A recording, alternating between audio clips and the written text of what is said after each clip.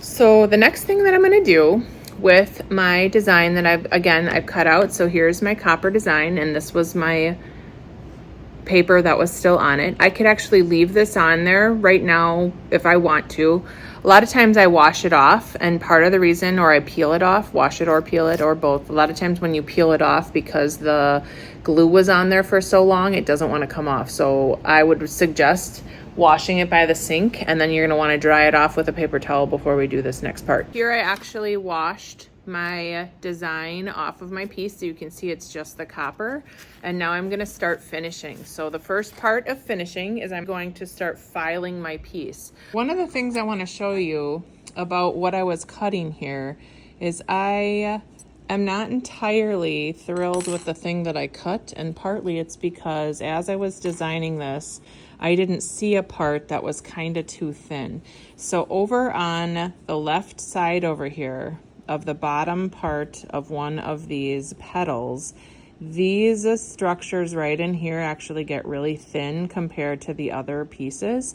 It looks like it might actually be fine. When I was cutting it, I was a little bit concerned, but that's why, again, you need to use your millimeter ruler as you are designing things. So here's my millimeter ruler, and remember, we want to have 2 millimeters of space between any piercings so that they're really structurally sound.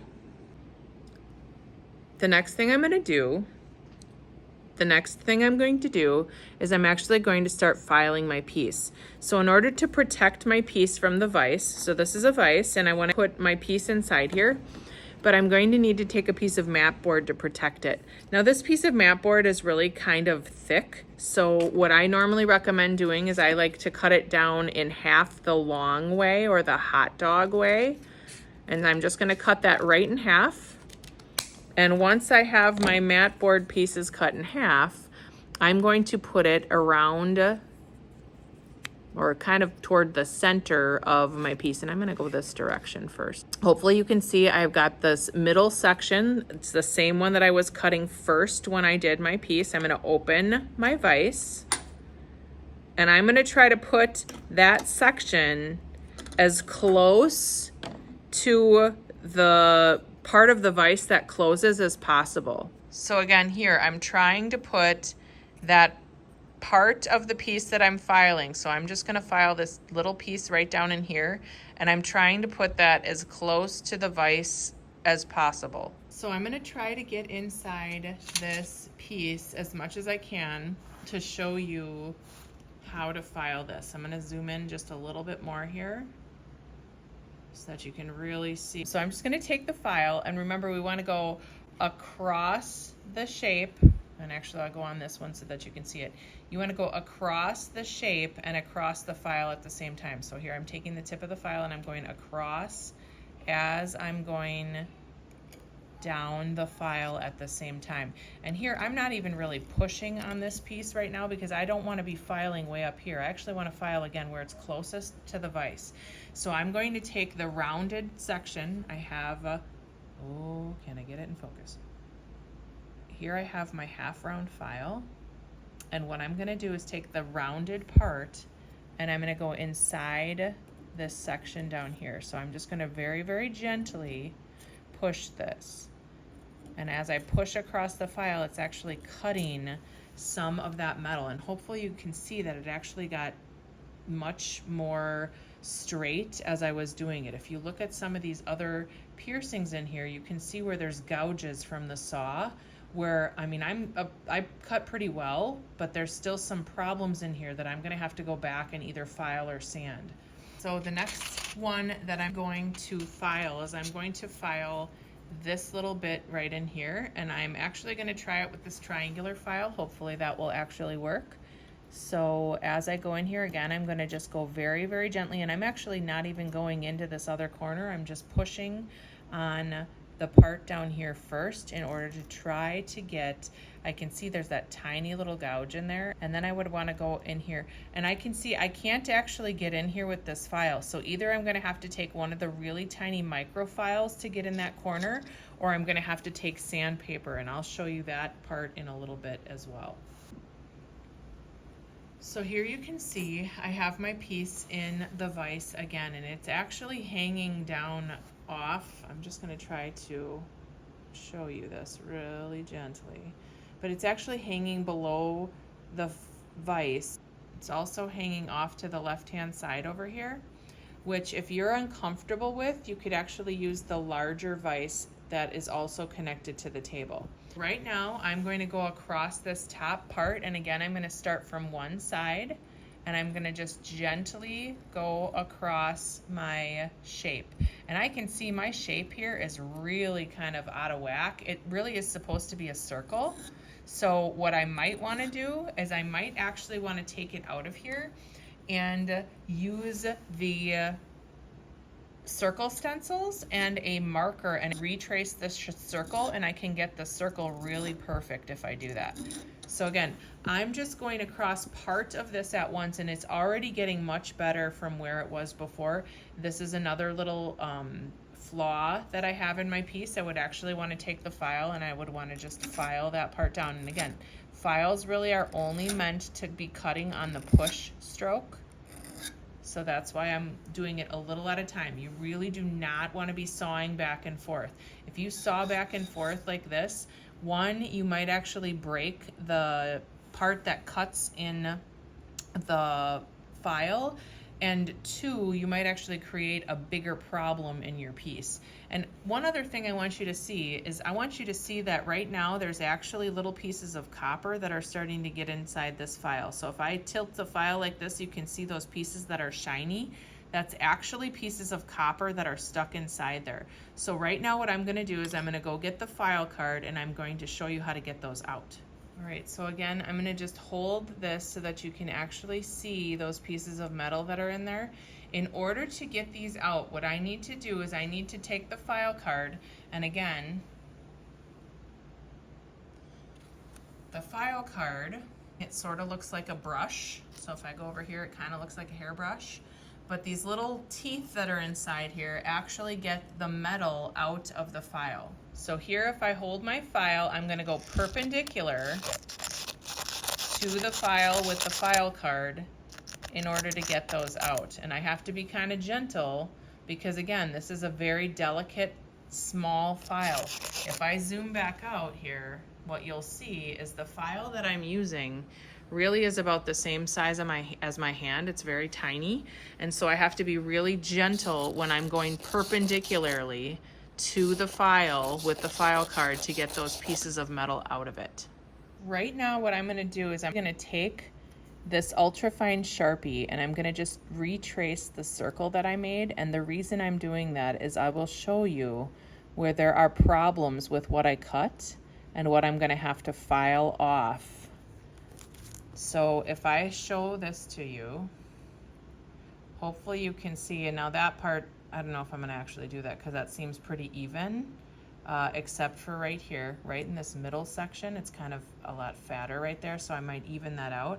But if I keep going around this circle, what I hope you can see, especially over on this side, hopefully you can see that there's some metal that I should really take out of here. So I'm going to just kind of draw a shape in here and fill that in black. And what I want to do is I want to actually make that circle more true. It should be really an exact sphere, and it's not because I didn't cut quite the way that I should have.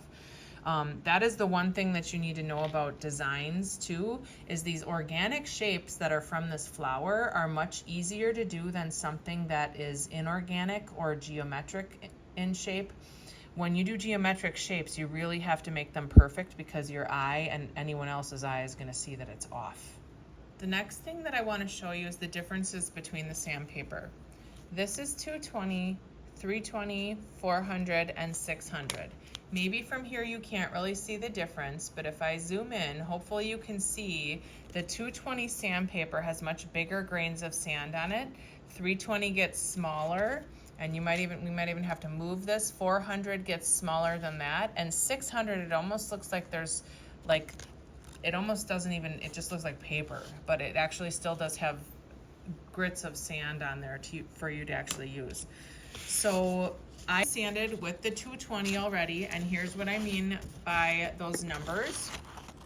If I zoom out on here, you can see there's 220 on this sheet of sandpaper. There's 320 on this one. Here's 400 and 600. So you can tell by looking at the back of the sandpaper. As I'm saying that, you need to be careful when you cut pieces off that you don't end up with no numbers. So as I use this piece of sandpaper, I'm gonna wanna cut up in here first, then probably over on this side so that I keep all my numbers in here so I know what kind of sandpaper I'm using. Remember earlier I told you that I was going to actually show you how to use sandpaper in those piercings. What you're gonna have to do is cut yourself little pieces of dental floss type sandpaper. This one that I cut here might actually be too big for the space. I'm gonna cut one that's a little bit smaller as well. And it does take a little bit of concentration to actually do that. So once I've cut my piece of dental flossy type sandpaper, I'm gonna zoom in on here so that you can actually see how I'm using it. So as I put my sandpaper through this hole, what I wanna do is I wanna go back and forth in order to try to true up the shapes that I have. So again, part of the reason that I'm doing this is that I have a problem in this part down here. So I've got a problem down there that I'm trying to smooth out, and I'm gonna have to do it with sandpaper because all of the files are way too big to try to get inside there. So again, I have to be careful because I don't wanna actually make my piece worse by not moving the sandpaper around enough. So I'm just gonna go back and forth here a little bit until I can feel that I've got that well enough. So I'm just wondering if I can actually use the microfiles inside here. So I'm going to find a really tiny microfile that I'm gonna try to use inside there. So again, these microfiles, the microfiles are actually about half the size of the other file. Hopefully you can see that. When I zoom back in over here, what I'm going to do is I'm going to try to get this part that seems to be a little bit too big there. So I'm going to just continue, and I'm actually using the flat side of the file as I'm trying to file this. And I'm getting that really, really tiny detail out of there. And again, I'm trying to blow some of the dust that's coming off of the piece. I'm blowing it away. And I still don't like this little piece that's right here. So I'm just gonna keep filing that until I feel like it's more rounded. As I go inside here,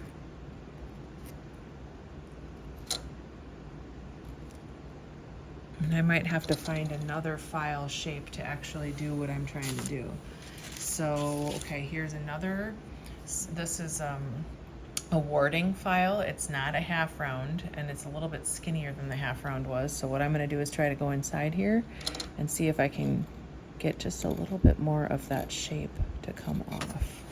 So there, you can see that I'm starting to get that lump that was in there out of that piece. And you do have to be, again, very gentle, and you also have to go very slow because you could break these files. They'll snap right in half if you go too hard. So I'm just getting some of that dust out of there, the copper dust that's actually being generated from both the file and the sandpaper. So I'm just gonna go back inside here and try to sand this just a little bit in order to clean that up. And so hopefully you see what happened there is that lump that was right here in this corner, I actually got to come off just by being really patient and going slow with those files. I have to do the same thing. I can see there's a problem up here on the top on both of the corners, and that's probably because I was cutting a little bit too fast. So take that as a note to yourself that you really need to slow down during this process in order to cut things appropriately.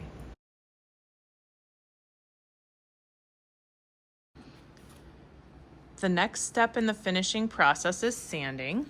And what I'm gonna show you is I'm actually gonna put paper on the table, and we're just trying to preserve the table surface since we have this brand new lovely school and these brand new tables. We're gonna put a piece of paper down when we're sanding.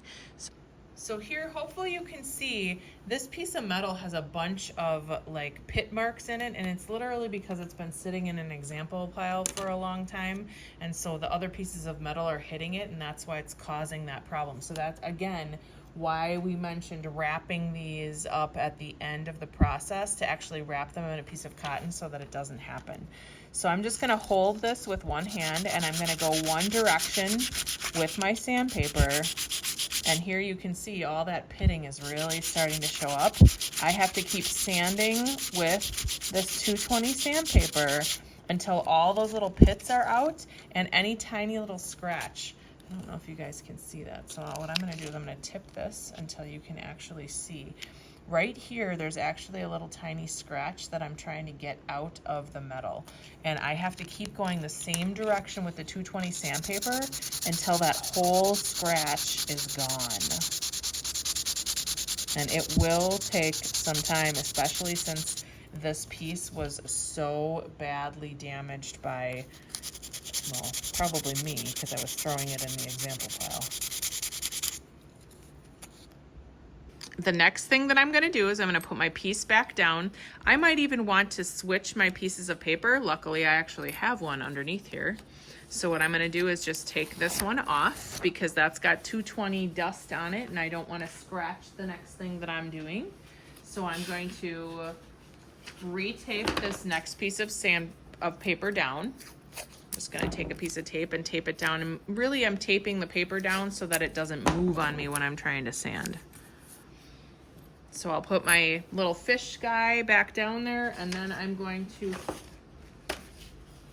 so I have this piece here, it kind of looks like a fish.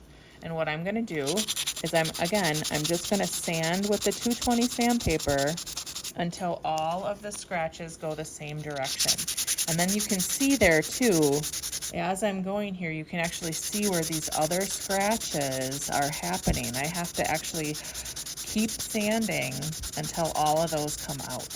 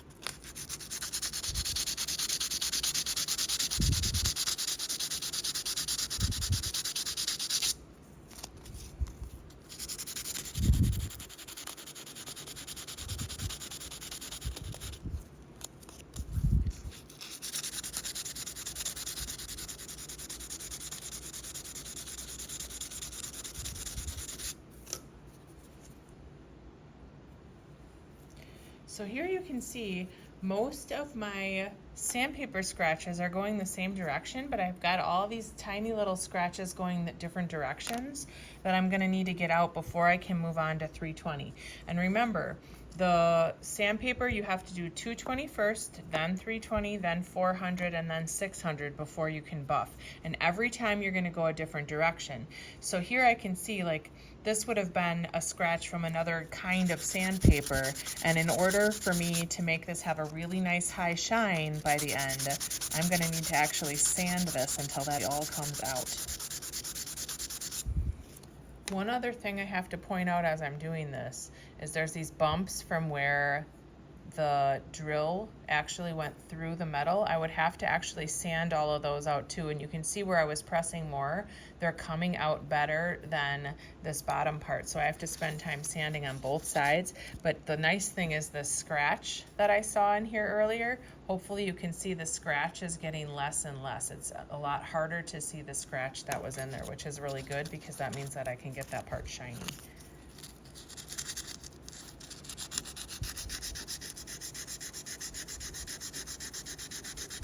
So hopefully you can see the scratches are all going that horizontal direction. The next thing I'm gonna do is I'm actually gonna set this piece back down, and I'm going to take 320 sandpaper, and I'm actually going to use 320 in the other direction and show you what that looks like.